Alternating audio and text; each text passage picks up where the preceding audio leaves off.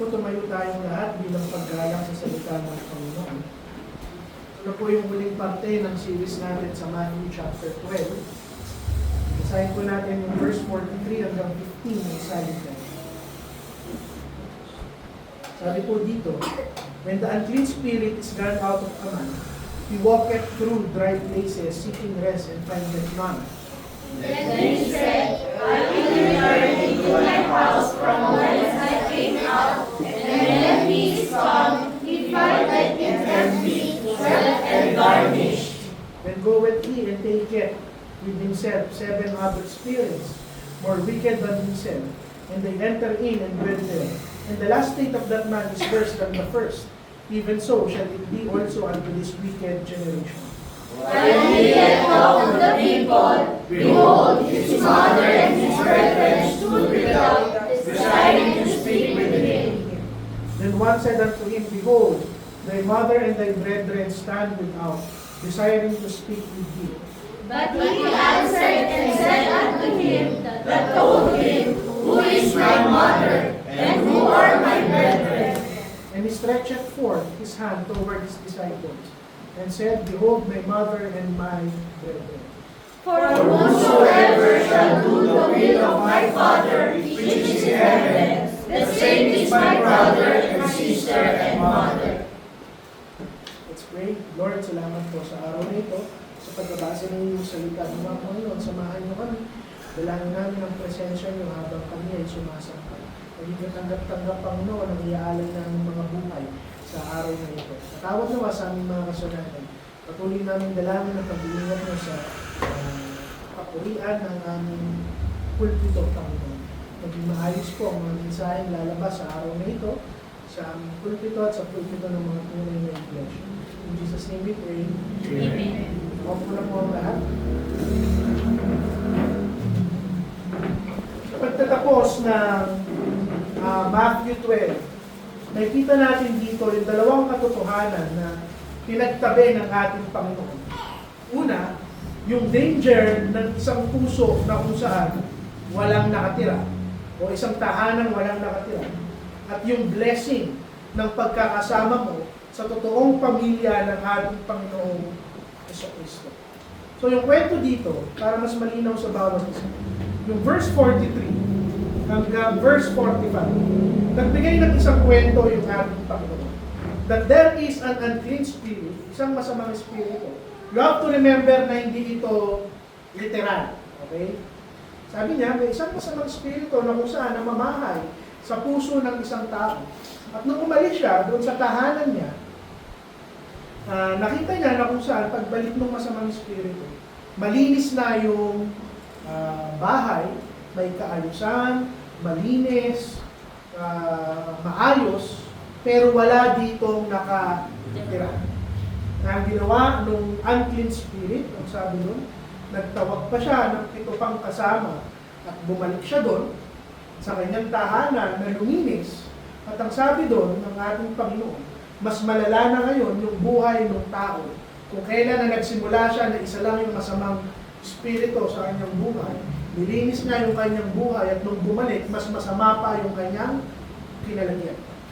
And immediately after that, dito naman tayo itinuro ng Panginoon kung ano ba yung tunay na ibig sabihin ng pagiging kaisa sa pamilya ng ating Panginoon. So ngayon, unahin na natin yung kwento na ginawa ng ating Panginoon. Sabi doon ng Panginoon, there is an unclean spirit. Restless yung spirit. Madumi, masama, na kung saan ipinapakita sa atin na hindi passive ang kasamaan at kasalanan dito sa mundo. Na hindi basta-basta nawawala ang kababuyan sa puso ng isang tao. Aalis man yan, it will roam, aalis yan, maglalakbay yan. Pero hanggat walang Kristo na namumuhay sa puso ng bawat isa, babalik at babalik yung tao. Hanggat wala yung presensya ng ating Panginoon, simple lang yung sinasabi dito. Our spirit will find no rest. Walang tunay na kapahingahan sa kaluluwa ng isang tao na hindi na mamahay sa kanyang puso ang ating Panginoong Hesukristo. Dahil yung kasalanan, yung kasamaan, yung kababuyan na naninirahan dati sa ating mga puso, hindi yan masasatisfy hanggat hindi niya nakokontrol yung ating buong buhay. At ano yung sabi ng Panginoon? Nung bumalik itong unclean spirit na ito sa mga taong nakapaligid sa Kanya, ang inabutan ng masamang espiritu, malinis na, maayos na, maganda na yung kanyang tahanan. Nang ano yung punto? Pwede mong linisin yung buhay mo.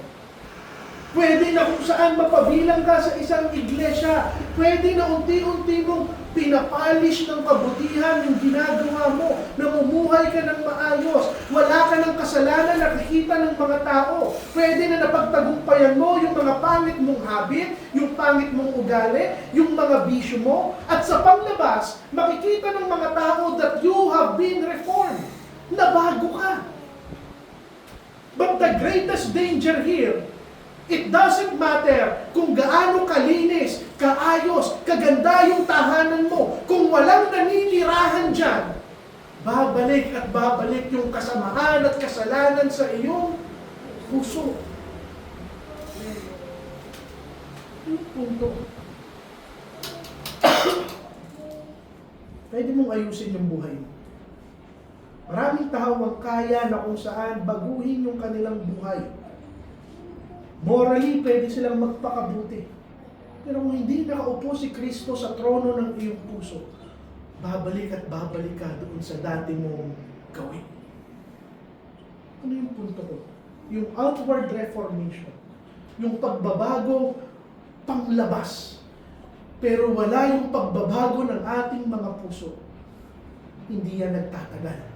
It will only leave your soul defenseless. Dahil wala yung tunay na hari upang bantayan yung iyong puso. At napakaraming tao, ganito ang kondisyon sa loob ng mga iglesia. Iiwan nila yung mga pangit nilang ugali, bibitawan nila yung kanilang addiction, aayusin nila panandalian yung kanilang mga relasyon. Ipapakita nila yung disiplina sa kanilang mga buhay. They will be even involved in religion. They will become members, preachers, pastors, leaders. At ipapakita nila na maayos na yung buhay ko. Respetado na ako ng mga tao. I am in control. Pero doon sa lalim ng kanilang mga puso, wala doon yung hari. Sa maayos nilang tahanan, sa maganda nilang mga bahay, wala doon yung master. Walang tagapagligtas sa kanilang mga puso. Ano yung punto ko? Yung Kristyanismo, hindi yan pagtanggal ng mga kasalanan. Hindi sapat na tanggalin mo yung kasalanan.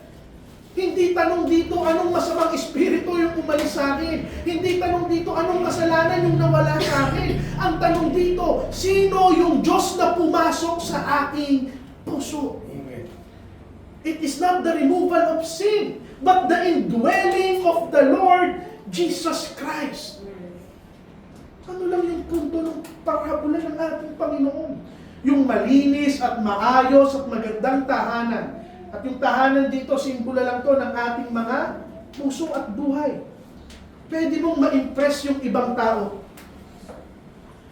Pero yung bahay, na kung saan tinatahanan ng ating Panginoong Hesukristo, ito lang yung magtatagal sa Kristyanismo. And this is a warning for us. Huwag mong isipin na yung outward na pagbabago, yung paglabas na pagbabago, ay senyales din ng pagbabago inwardly ng kanilang mga puso. Ano yung punto? Do not confuse moral cleanliness with spiritual fullness. Dahil hindi yung mabubuting gawa, yung patunay lang ng pagiging isang Kristiyano. As long as wala si Kristo sa buhay ng taong yan, no matter kung gaano niya nilinis yung kanyang buhay, there will come a time na lalabas yung tunay na laman ng kanyang puso. Ito yung sabi sa verse 45. Ito na yung greater destruction. Sabi nga ng Panginoon, umalis yung evil spirit, yung unclean spirit, pero pagbalik niya, nakita niyang walang nananahan doon sa bahay, doon sa puso. Ano yung ginawa niya? Nagtawag pa siya ng 7 ng tropa. 7 more. And yung escalation na to, yung pagtaas na to, ng dami ng kasalanan, it is terrifying. Dahil ano yung sinasabi? You may clean your act, you may clean your lives, pero kung wala kang Kristo sa puso mo, evil returns, and He is not alone. Hindi siya nag-iisa. Hanggat walang lamang Kristo ang buhay mo, nagiging magnet yan. Nagiging palaruan yan ng demonyo. At ano yung nakakatakot dito? Hindi lang 7 other spirits. Ang sabi doon, 7 other spirits more wicked than himself. It speaks of fullness, buong buo.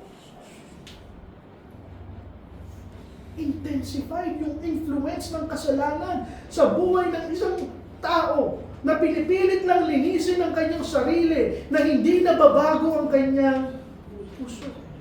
Ano yung punto dito? Yung kasalanan at si Satanas, hindi yan magtsatsaga sa neutrality.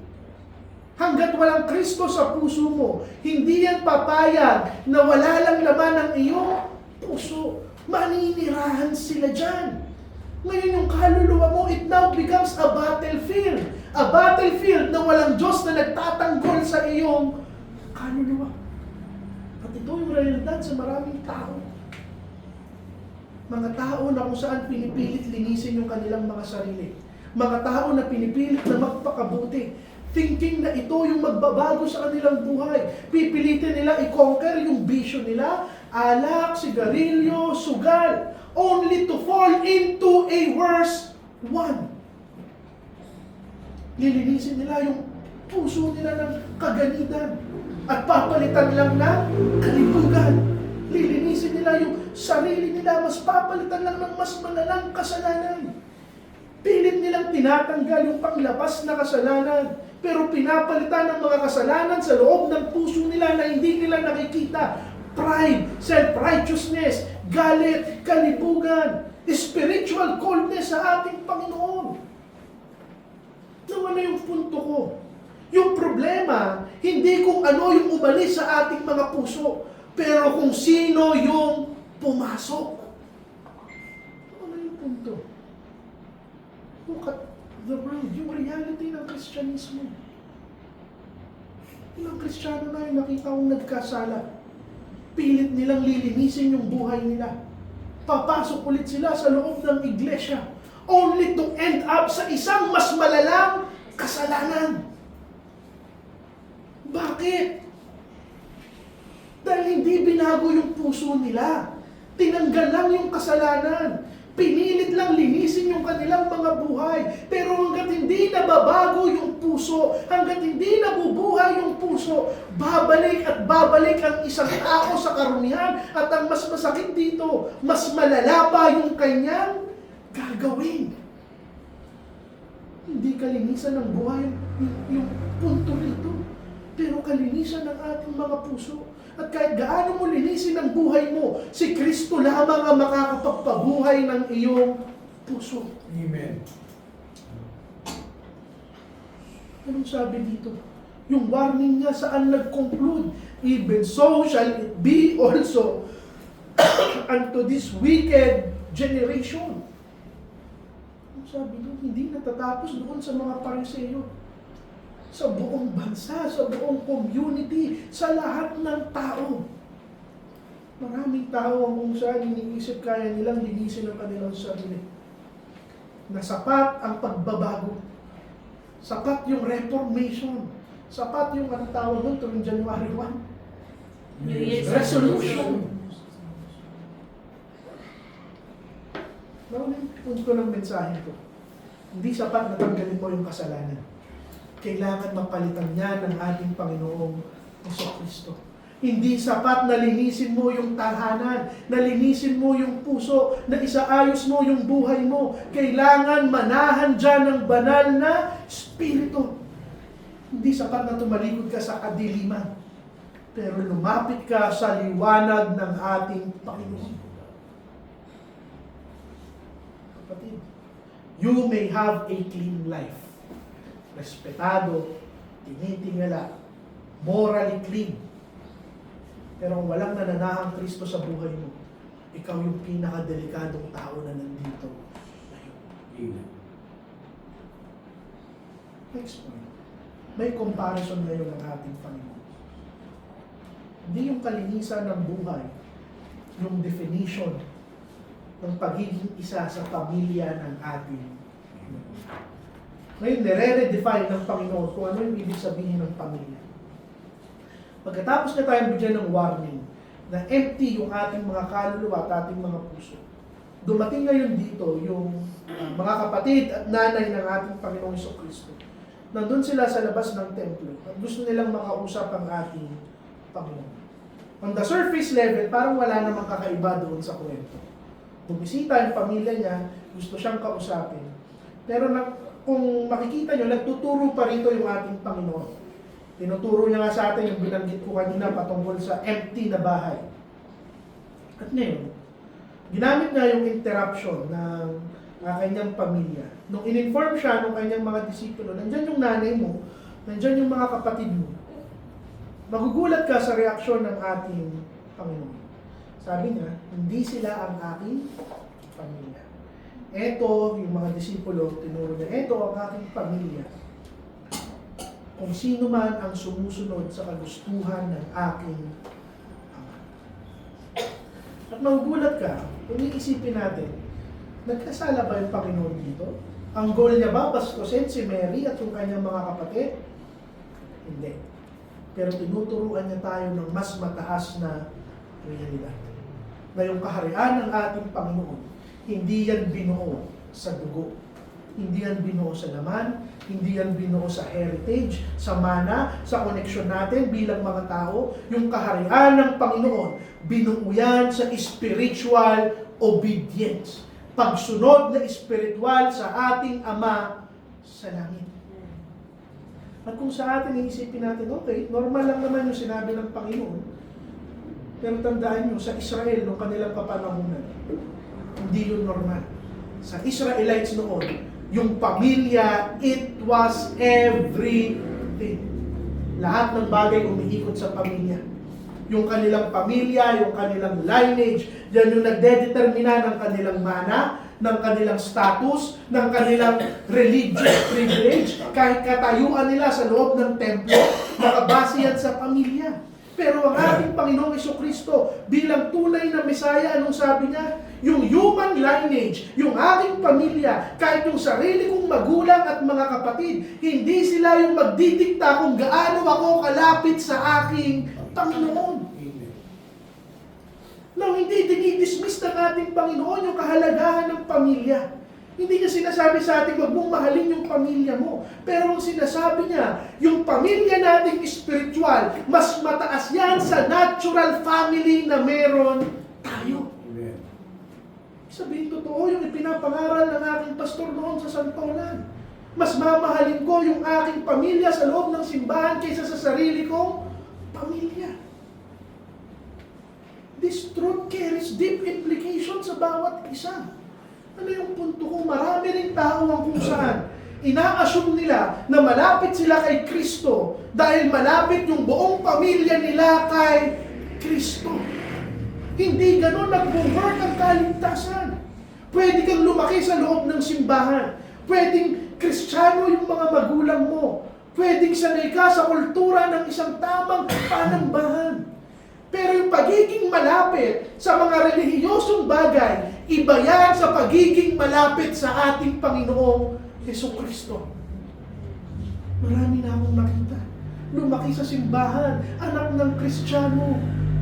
Alam ang pasikot-sikot ng mga doktrina, pero hindi yan ang nagliligtas. Katulad nila Maria, they might stand outside, nandun lang sila. Pero ang katotohanan, hindi pa talaga sila pumapasok sa templo ng ating Panginoon. Ano yung punto? Hindi lahat ng tao sa loob ng iglesia tunay na anak ng Bakit? Dahil malinis nga yung buhay nila, pero empty yung kanilang mga puso. Hindi ba nananahan ng ating Panginoon Kristo? Nakuha niyo yung koneksyon nung una niya itinuro doon sa pagiging pamilya na yun. Ano yung punto? It is possible na malapit ka sa mga relihiyosong bagay. Physically, maaari nang maging miyembro ka, preacher ka, pastor ka pa. And yet, naandun ka sa labas at hindi ka kasama sa pamilya ng ating Christ is inviting us sa araw na to. Mas malalim pa ang ibig sabihin ng Kristyanismo. Yung Kristyanismo, yung kaligtasan, hindi yan dinedefine. Kung Kristiyano man yung magulang mo o hindi, kung ipinanganak ka sa isang Kristiyanong pamilya, walang pang pakialam ang Panginoon kung pinanganak ka sa isang Kristiyanong pamilya. May pakialam siya kung ipinanganak kang magmuli. It is not by birth, but by the second birth. Hindi physical yung connection ng bawat isa. Kung bakit tayo magkakapatid, hindi dahil pare-pareho yung ating nanay. Pero pare-pareho tayo muli ipinanganak sa pamilya ng ating Panginoon. At makikita niyo, there is a practical side ng mga bagay na ito. Una, sabi niya, hindi paglilinis ng ating mga buhay yung daan ng kaligtasan. Dahil kahit linisin mo yung buhay mo, kung wala kang relasyon sa ating Panginoon, babalik at babalik yung kasalanan. Pero binaliktad niya ngayon. Pero kung ikaw, tunay kang ligtas at tunay kang parte ng aking pamilya, anong sabi doon? You do the will of my Father. Now, there is a similarity and there is a difference. Yung una, nilinis niya yung kanyang buhay, pero wala siyang Kristo sa kanyang puso. Yung pangalawa, may Kristo siya sa kanyang puso, kaya luminis ang kanyang buhay. At yung pagkakaroon ng Kristo sa puso, ito yung kabanalan na nagtatagal. Kung makakita ka ng isang tao na kung saan lumapit sa Panginoon, luminis yung buhay, naging maayos siya, bumalik siya, naging mas malala yung kanyang buhay. Isa lang yung ibig sabihin mo. Siya lang yung luminis ng kanyang buhay. Wala doon si Kristo. Pero sa isang taong binagong tunay ng Panginoon, nagtatagal yung kanyang kabanalan. Ano yung punto dito ng Panginoon? Kung sino man yung sumunod sa akin, sino yung lumapit sa akin, sino yung nagtiwala sa akin, at sino yung sumusunod sa kagustuhan ng aking Ama, sila yung tunay kong pamilya. Hindi sinabi doon na kung sino man yung gumanga sa akin, hindi na sinabi kung sino yung nag-a-agree sa akin, hindi na sinabi kung sino yung nakinig sa akin, dahil maraming tao yung gumagawa nun. Ang sabi niya, whosoever do the will of my Father. Sa kanino nakikita yung tunay na kabanalan, siya ang aking pamilya. Ano yung punto? Yung pagsunod sa ating Panginoon, hindi yan accessory sa Kristyanismo. Hindi yan optional. Yan yung patunay ng pagiging pamilya ng ating Panginoon. Let me make this personal sa bawat isang miyembro ng ating iglesia. Your membership in this church does not guarantee na parte ka ng pamilya ng ating Panginoon. Ang tanging garantiya, kung sinusunod mo yung kagustuhan ng kanyang Ama. No. Yung pagsunod sa ating Panginoon, dalawang bagay yan. Pribilehiyo yan, but at the same time, challenge yan sa bawat isa. Pribilehiyo in what sense? Ang sabi doon, whosoever. Ano ito ibig sabihin ng whosoever sa Tagalog? Kahit sino. Bakit siya isang malaking pribilehiyo? Dahil hindi tinitignan ng Panginoon yung estado mo. Kahit sino, mayaman, mahirap, pogi o hindi. Kahit sino ka pa. Pribilehiyo sa isang taong mapasama sa pamilya niya. Bakit yan pribilehiyo? Whosoever shall do. Hindi na nagpaligoy-ligoy ang Panginoon. Ibinigay niya sa'yo yung daan, ibinigay niya sa'yo yung patunay. At ano yun? The will of my Father. Na bukas sa lahat ng klase ng tao. As long as binago ka ng Panginoon at sumusunod ka sa kanyang Ama, you are part of His family. Unawa, di ba kung gaano kaganda yung pribilehiyo na maging parte ng pamilya ng Panginoon? Kung outcast ka sa mundo nito, kung nilalayuan ka ng mga tao, kung hindi ka nila pinapansin, hindi ka iniibig, galing ka sa isang sirang pamilya, kulang ka, mahirap ka, hindi ka edukado, o kung ano man yung estado mo, walang paki ang ating Panginoon. Hindi mahalaga yung istorya mo dito sa lupang to. Ang pinapahalagahan niya, yung loyalty mo sa kanyang Ama. At kahit ano ka pa sa mundong to na kung saan isinusukan nila yung mga mahihirap at mahihina, sila yung pinapahalagahan ng ating Panginoon. Pero itong pribilehiyong ito, malaking challenge to sa atin. Dahil mahirap ang sumunod sa ating Panginoon. At yung pagsunod, hindi yan sentimental. Hindi yan emotional. I don't care kung gaano ka karami umiyak o magdiwang sa utos ng Panginoon. Ang mahalaga dyan yung sakripisyo mo, yung pagkilos mo, yung paggawa mo. If you say yes to God, pero sa araw-araw hinihila ka ng mundo, hindi ka sumusunod. Ang ibig sabihin na isusurrender mo yung buhay mo, yung habit mo, yung ugali mo, yung relasyon mo, yung ambition mo sa authority ng kanyang Ama. Practically, anong ibig sabihin niya? I-align mo yung buhay mo sa salita ng ating Panginoon. At yung pagsunod, hindi yan event. Hindi yan one time. Na isang beses ka lang susunod, hindi. Obedience to God is a lifestyle. Hindi ko sinasabing perfection hinahanap ko sa inyo. Dahil wala namang perfecto.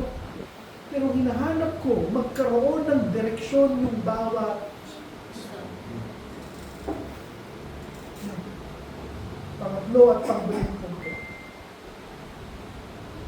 Ano yung ibig sabihin? Paano makikita na nananahan sa iyo ang ating Panginoon Hesus Kristo?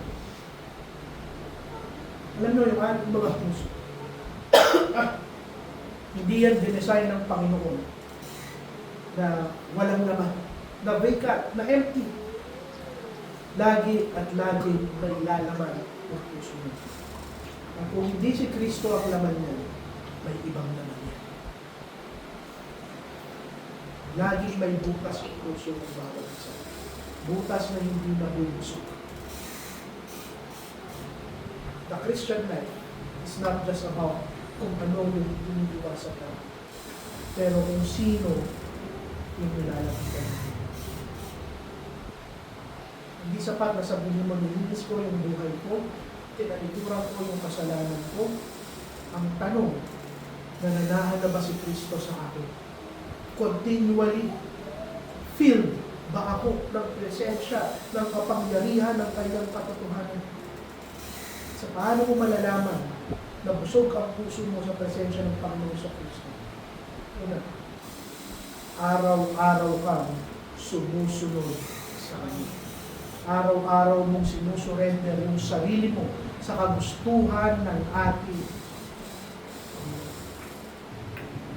Malinaw yung sinabi niya. You are my family if you do the will of my